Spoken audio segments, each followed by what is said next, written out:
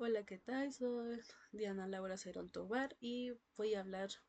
sobre la Declaración Universal de los Derechos Humanos y algunos artículos en el que vamos a analizar tres artículos esenciales de esta declaración, en el que va a ser el artículo 1, 3 y 19.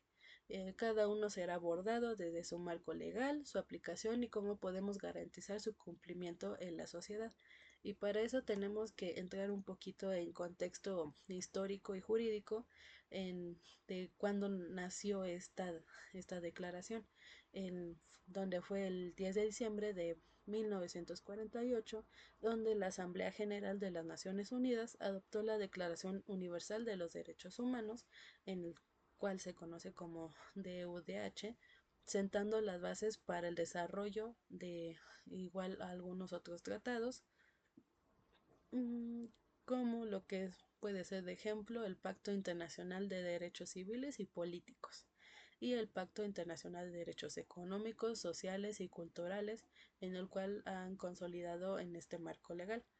El reconocimiento de los derechos humanos no solamente es un concepto moderno, sino el resultado de siglos de evolución, de tanto jurídica y filosófica. Podemos abarcar desde 1215 con la Carta Magna, donde establece límites al poder real, pasando por la Declaración de los Derechos del Hombre y del Ciudadano de 1789, hasta la Declaración Universal de los Derechos Humanos de 1948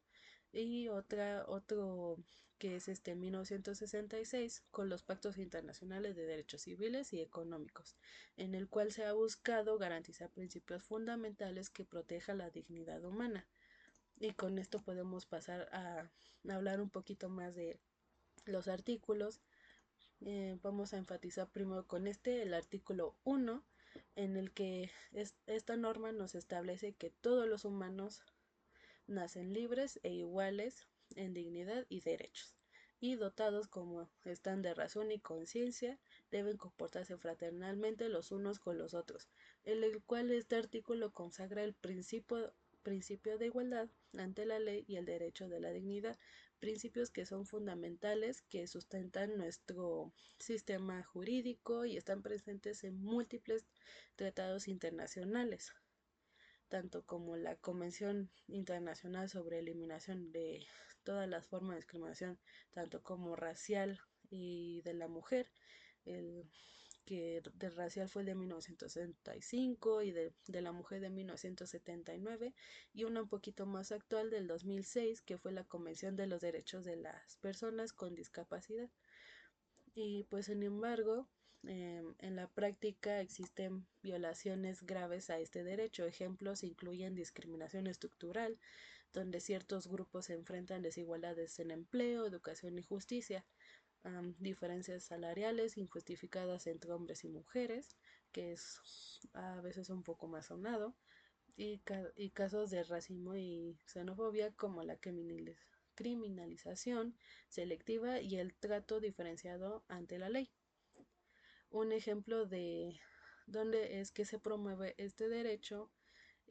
un ejemplo positivo, se podría decir, es la Ley Federal para Prevenir y Eliminar Discriminación en México, que pues busca garantizar la igualdad de oportunidades y eliminar barreras en distintos ámbitos de la sociedad, como el laboral y educativo. Un ejemplo de dónde no se respetaría este derecho, donde no se promueve, es que a pesar de los avances aún persisten casos de discriminación estructural, como la falta de acceso a educación de calidad en comunidades indígenas o a la brecha salarial entre hombres y mujeres. Y cómo es que se puede fomentar este derecho. Pues para combatir estos problemas se deben implementar algunas reformas legislativas que penalicen la discriminación, promover acciones afirmativas como cuotas de género, diversidad en instituciones públicas y privadas, y fomentar una educación en derechos humanos que sea obligatoria para funcionarios y operadores jurídicos. Y pues en una propuesta personal sería para promover la igualdad podemos fomentar campañas de sensibilización en algunas escuelas y empresas sobre la importancia de la inclusión y la diversidad. También es clave exigir transparencia en los procesos de contratación y denunciar casos de discriminación ante organismos de derechos humanos. Vamos a pasar con lo que es el artículo 3, en el que la norma establece que todo individuo tiene derecho a la vida, a la libertad y a la seguridad de su persona. El artículo pues es fundamental en el derecho penal internacional y está respaldado por tratados como la Convención contra la Tortura y otros tratos o penas crueles, inhumanos o degradantes de 1984, en el que este derecho ha sido gravemente violado en casos de homicidios, feminicidios y desapariciones forzadas, como en México, que la violencia y la impunidad continúa afectando la vida de miles de mexicanos y ciudadanos, ya sean extranjeros, y es esencial tomar medidas para proteger a las víctimas y garantizar que los responsables se enfrenten la justicia, en el que se está poniendo en riesgo lo que es la misma vida, que es un derecho fundamental a nuestra libertad, que nos la pueden prohibir, que es una autonomía personal e incluso colectiva, y se pone en riesgo nuestra seguridad, tanto física y como jurídica. Y pues cómo se puede proteger este derecho o cómo fomentarla. Sí, se deben de revisar los protocolos de seguridad pública, garantizar un uso proporcional de la fuerza, proteger a las víctimas y testigos y combatir la impunidad mediante mecanismos de investigación autónomos e independientes. Un ejemplo de cómo es que no se está respetando este derecho, pues un caso alarmante que está también incluso muy sonado, es el número de feminicidios en México y lo que es América Latina. A pesar de leyes como la Ley General de Acceso de Mujeres a una vida libre de violencia, la impunidad sigue siendo un problema grande, un grande y grave, un problema igual. Bueno, una propuesta más que nada es personal, um, para poder fortalecer la seguridad. Propongo que sería crear redes comunitarias de vigilancia ciudadana en conjunto de autoridades locales. Además, es fundamental exigir rendición de cuentas a las autoridades y promover la educación en derechos humanos para que más personas sepan cómo defenderse legalmente ante violaciones de sus derechos. Otro de los que también son importantes es el artículo 19, en el que esta norma establece que todo individuo tiene derecho a la libertad de opinión y de expresión. Este derecho incluye el no ser molestado a causa de sus opiniones, el de investigar y recibir información y opiniones, y el de difundirlas sin limitación de fronteras por cualquier medio de expresión. Um, pues aquí lo principal es que garantiza la libertad de opinión y expresión y establece que todos los individuos tienen el derecho a recibir y difundir información. Este artículo es esencial para cualquier democracia y está respaldado por el Pacto Internacional de Derechos Civiles y Políticos, e incluso la Convención Americana sobre Derechos Humanos. Sin embargo, este derecho se ve amenazado por la censura estatal, como la restricción de medios de comunicación y redes sociales, la persecución de periodistas, como se ha visto en México, y la criminalización de la protesta social, que pues, nos restringe el derecho a manifestarse pacíficamente.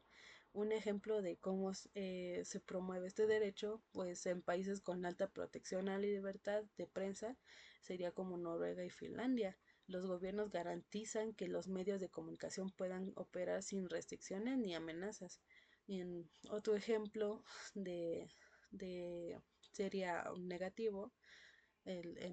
por ejemplo, en México, la censura a periodistas y la violencia contra ellos han convertido el país en uno de los más peligrosos para ejercer esta profesión. Igual y son incontables los casos de asesinatos y desapariciones de estos reporteros. ¿Y cómo se puede fomentar este derecho? Pues para garantizar este derecho debemos asegurar la pluralidad mediática, ofrecer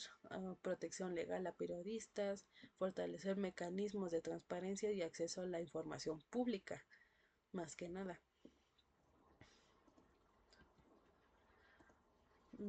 Para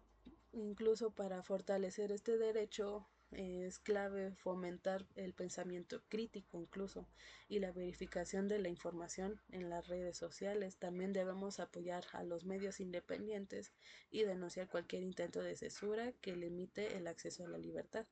para evitar toda esta aplicación de los tratados, el litigio estratégico,